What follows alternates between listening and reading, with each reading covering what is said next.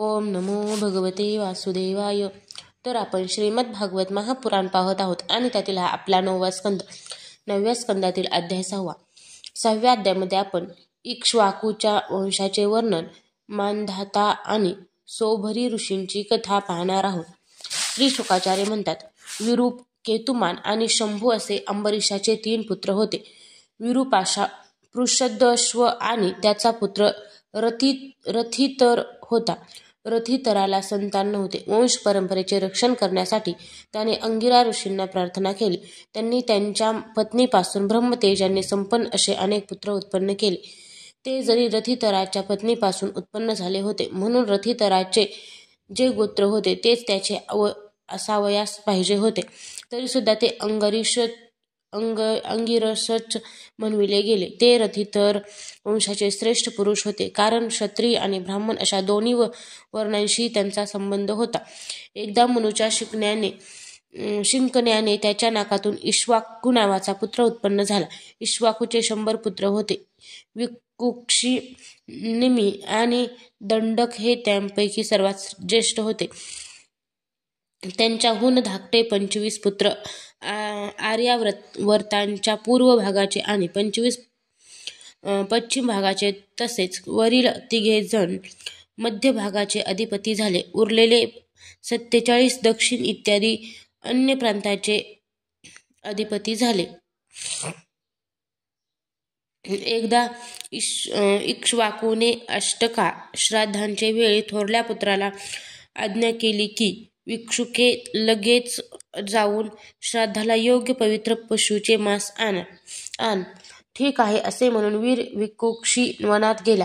तेथे त्याने श्राद्धासाठी योग्य अशा पुष्कळ पशूंची शिकार केली. तो थकला होता आणि त्याला भूकही लागली होती, म्हणून श्राद्धासाठी मारलेला पशु आपण खाऊ नये हे विसरून त्याने एक ससा खाल्ला. विकुक्षीने उरलेले मांस आणून आपल्या पित्याला दिले. इक्ष्वाकूने त्यावर प्रोक्षण करायला आपल्या गुरूंना सांगितले. तेव्हा गुरुजींनी सांगितले की हे मांस दूषित आणि श्राद्धासाठी अयोग्य आहे. गुरुजींच्या सांगण्यावरून इक्ष्वाकूला आपल्या पुत्राने केलेल्या कृत्याचा उलगडा झाला. शास्त्रीय विधीचे उल्लंघन करणाऱ्या आपल्या पुत्राला रागाने त्यांनी आपल्या देशातून बाहेर घालविले. त्यानंतर इक्ष्वाकूने आपले गुरुदेव वसिष्ठ यांच्याबरोबर ज्ञानविषयक चर्चा केली आणि योगाने शरीराचा त्याग करून परमपद प्राप्त करून घेतले. पित्याचा देहांत झाल्यानंतर विकुक्षी आपल्या राजधानीत परत आला आणि तो या पृथ्वीचे राज्य करू लागला. त्याने मोठमोठ्या यज्ञांनी भगवंताची आराधना केली आणि जगात तो शशाद नावाने प्रसिद्ध झाला. विकुक्षीच्या पुत्रांचे नाव पुरंजय होते. त्याला कोणी इंद्रवाह तर कोणी ककुत्स्थ म्हणत. ज्या कर्मामुळे त्याला ही नावे पडली ते एक. सत्ययुगात शेवटी देवांचे दानवांशी घनघोर युद्ध झाले. त्यामध्ये देवांचा दैत्याकडून पराभव झाला. तेव्हा त्यांनी आपल्याला सहाय्य करण्यासाठी वीर पुरंजयाला आपला मित्र बनविले. पुरंजय म्हणाला की जर देवराज इंद्र माझे वाहन होते तर मी युद्ध करेन. प्रथम इंद्राने हे मानले नाही, परंतु देवादिदेव सर्वशक्तिमान विश्वात्मा भगवंताच्या सांगण्यावरून शेवटी तो एक अतिशय मोठा बैल झाला. सर्वांतर्यामी भगवान विष्णूंनी आपल्या शक्तीने पुरंजयाला सिद्ध केले. त्याने कवच धारण करून दिव्य धनुष्य आणि तीक्ष्ण बाण घेतले. त्यानंतर बैलावर चढून तो त्याच्या वशिंडावर बसला. जेव्हा तो युद्धासाठी तयार झाला तेव्हा देव त्याची स्तुती करू लागले. देवांना बरोबर घेऊन त्याने पश्चिमेकडे असलेल्या दैत्याच्या नगराला घेरले. वीर पुरंजयाचा दैत्याच्या बरोबर अत्यंत रोमांचकारी घोर संग्राम झाला. युद्धामध्ये जे जे दैत्य त्याच्यासमोर आले त्यांना पुरंजयाने बाणांनी यमाच्या हवाली केले. त्या प्रलयकालीन धगधगत्या अग्नीप्रमाणे होणाऱ्या बाणांच्या वर्षावाने छिन्न भिन्न झालेले दैत्य रणभूमी सोडून आपापल्या स्थानी पळून गेले. पुरंजयाने त्यांचे नगर, धन आणि ऐश्वर्य सर्व काही जिंकून इंद्राला दिले. म्हणूनच त्या राजर्षीला पूर जिंकल्या कारणाने पुरंजय इंद्राला वाहन बनविल्याने इंद्रवाह आणि बैलाच्या ककुदावर वशिंडावर बसल्या कारणाने ककुत्स्थ म्हटले जाते. पुरंजयाचा पुत्र अनेना होता. त्याचा पुत्र पृथू झाला. पृथूचा विश्वरंधी त्याचा चंद्र आणि चंद्राचा युवनाश्वाचा पुत्र झाला शाबस्त. त्याने शाबस्तीपुरी वसविली. शाबस्ताचा पुत्र बृहदश्व आणि त्याचा पुत्र कुवलाश्व झाला. हा अत्यंत बलशाली होता. त्याने उतंक ऋषींना प्रसन्न करण्यासाठी आपले 21,000 पुत्र बरोबर घेऊन धुंदू नावाच्या दैत्याचा वध केला. म्हणूनच त्याचे नाव धुंदुमार असे पडले. धुंदू दैत्याच्या मुखातील आगीमुळे त्याचे सर्व पुत्र जळाले.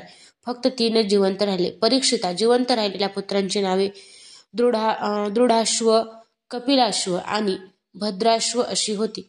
दृढाश्वापासून हरियश्व आणि त्यापासून निकुंभ यांचा जन्म झाला. निकुंभाचा बर्हणाश्व, त्याचा कृशाश्वाचा शेनजित आणि शेनजिताचा युवनाश्व नावाचा पुत्र झाला. युवनाश्वाला संतान नव्हते, म्हणून तो दुःखी होऊन आपल्या 100 पत्न्यांसह वनामध्ये निघून गेला. तेथे दयाळू ऋषींनी युवनाश्वाकडून एकाग्रतेने इंद्रदेवतेचा यज्ञ करविला. रात्रीच्या वेळी युवनाश्वाला तहान लागली. तो यज्ञशाळेत गेला, परंतु ऋषी झोपलेले आहेत असे पाहून अभिमंत्रित केलेले पाणी तो प्याला. परीक्षिता, जेव्हा ऋषी उठले तेव्हा कलशात पाणी नाही असे पाहून त्यांनी विचारले की हे कोणाचे काम आहे? पुत्र उत्पन्न करणारे पाणी कोण प्याले? भगवंताच्या प्रेरणेने राजा युवनाश्वच ते पाणी प्याला असे जेव्हा त्यांना कळले तेव्हा भगवंतांना नमस्कार करून त्यांनी म्हटले, धन्य आहे, देवाचे सामर्थ्यच खरे सामर्थ्य होय. यानंतर प्रसव समय आल्यावर युवनाश्वाचे उजवीकडील पोट फाडून त्यातून एक चक्रवर्ती पुत्र उत्पन्न झाला. त्यांना रडताना पाहून ऋषी म्हणाले, हे बालक दुधासाठी फार रडत आहे, तर मग आता हे कुणाचे दूध पिणार? तेव्हा इंद्र म्हणाला, मा धाता, माझे पिणार, तू रडू नकोस पुत्रा, तू रडू नकोस. असे म्हणून इंद्राने आपली तर्जनी त्याच्या तोंडावर घातली, कारण ते इंद्र यागातून जन्मला होता. ब्राह्मण आणि देवांच्या प्रसादाने त्या मुलाचा पिता युवनाश्व याला सुद्धा मृत्यू आला नाही. तो तेथेच तपश्चर्या करून मुक्त झाला. इंद्राने त्याचे नाव त्रसरदस्यू असे ठेवले, कारण रावण इत्यादी दस्यू लुटमार करणारे त्याला भीत असत. युवनाश्वाचा पुत्र माधाता त्रयहशू चक्रवर्ती राजा झाला. भगवंताकडून मिळालेल्या तेजामुळे त्याने एकट्यानेच 7 द्वीपे असलेले पृथ्वीचे पालन केले. तो जरी आत्मज्ञानी होता तरी सुद्धा त्याने मोठमोठ्या दक्षिणायुक्त यज्ञांनी स्वयंप्रकाश, सर्व देव स्वरूप, सर्वात्मा तसेच इंद्रियातीत अशा यज्ञ स्वरूप प्रभूंची आराधना केली. यज्ञाची सामग्री, मंत्र, विधिविधान, यज्ञ, यजमान, ऋत्विज, धर्म, देश आणि काल हे सर्व तर भगवंताचे स्वरूप आहेत. जेथून सूर्याचा उदय होतो आणि जेथे त्याचा अस्त होतो तो सगळा भूभाग युवनाश्वाचा पुत्र मांधाता याचाच होता.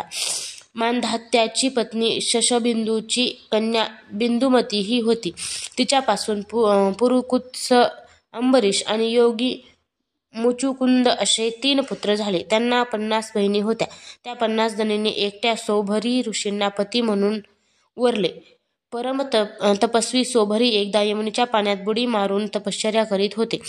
तेथे त्यांनी पाहिले की एक मत्स्यराज आपल्या पत्नीसह सुख उपभोगीत आहे.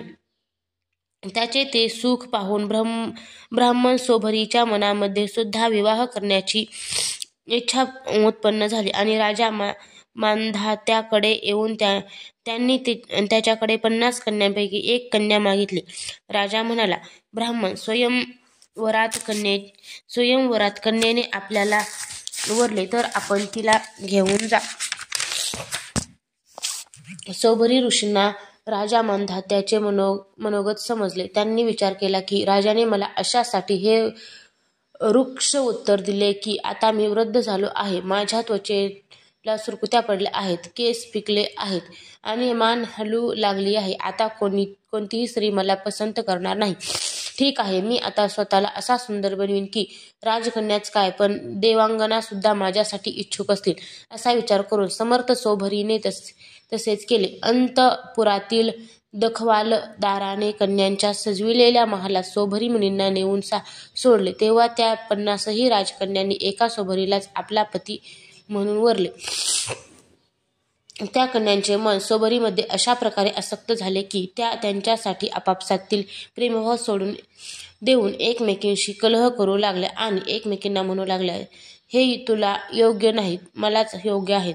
ऋग्वेदी सोभरींनी त्या सर्वांचे पाणी ग्रहण केले. ते आपल्या अपरंपार तपश्चर्याच्या प्रभावाने बहुमूल्य सामग्रींनी सुसज्ज, अनेक उपवनांनी, निर्मल जलांनी भरलेल्या सरोवरांनी युक्त, तसेच सुगंधी फुलांच्या बगीच्यांनी घेरलेल्या महालामध्ये बहुमूल्य शय्या, आसने, वस्त्रे, अलंकार, स्नान, सुगंधी उटणी, स्वादिष्ट भोजन आणि पुष्पमालांच्या योगाने आपल्या पत्नींसह विहार करू लागले.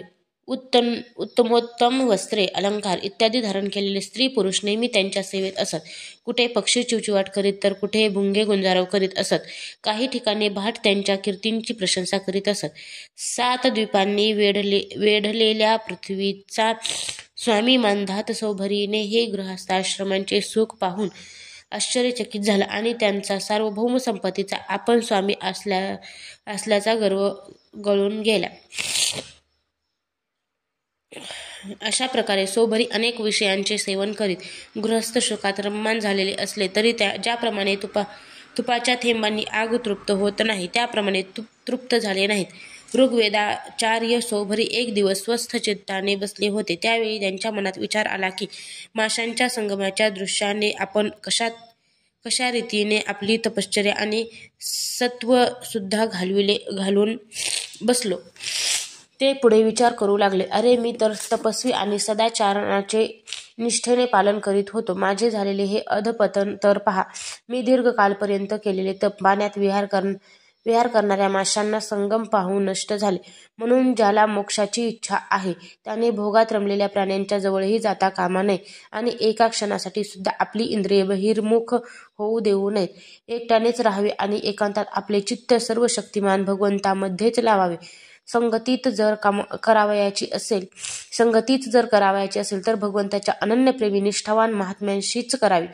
मी अगोदर एकांतात एकटाच तपश्चर्येमध्ये मग्न होतो. नंतर पाण्यातील माशांचा संग झाल्याने विहार करून 50 झालो आणि पुन्हा संतानांच्या रूपाने 5000 झालो.